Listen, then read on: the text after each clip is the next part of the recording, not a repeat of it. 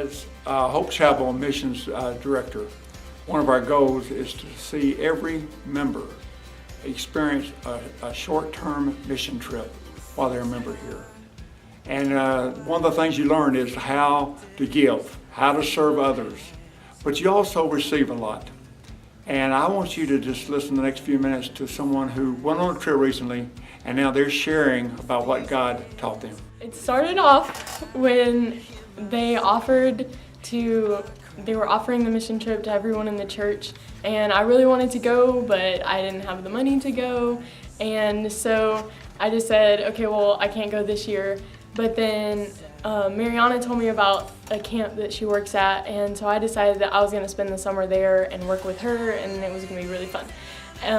But then after the new year, I just didn't have peace about going there anymore, and I didn't know why, but I knew that I just needed to decide not to go. Because I originally, I didn't think I could go because all the spots were filled, so I said that was done.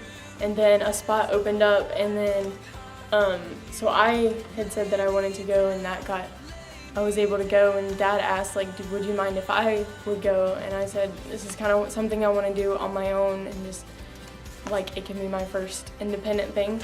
And so he said okay, and wasn't gonna go, but then Ron had this stroke, and Dad said, I have to go. They have to have someone there, and so I said, okay, that's fine. And at the time, I knew that there had to be something there, even just with Dad having to come with me, that I was supposed to be learning. And when Dad went down there, he obviously knew Spanish, so he got to know the people, the tias, the missionaries, everyone, and got to know them really well and get comfortable with them. And so whenever we came home, and I said, I kind of want to go back, he said, I'm comfortable with sending you by yourself because I know the people down there, they're good people, you're going to be safe, nothing's going to happen to you, and if it does, there's plenty of people there that know what to do. And so I feel comfortable sending you by yourself. Alan had made a comment when we were down there. He said, you have to be okay with being outrageously uncomfortable. And that stuck with me even when deciding to go back. For a week, whenever I battled with should I go back or not, and that just kept playing in my head. And finally I just said, okay, I have to go. This is what God wants me to do. So I'm gonna do it. My wish of wanting to be independent, giving in to, or having to give in to Dad going, just made it the blessing became bigger because I was able to spend more time and completely by myself, not even with church people there too. So since Ron wasn't able to go and Dad was able to go,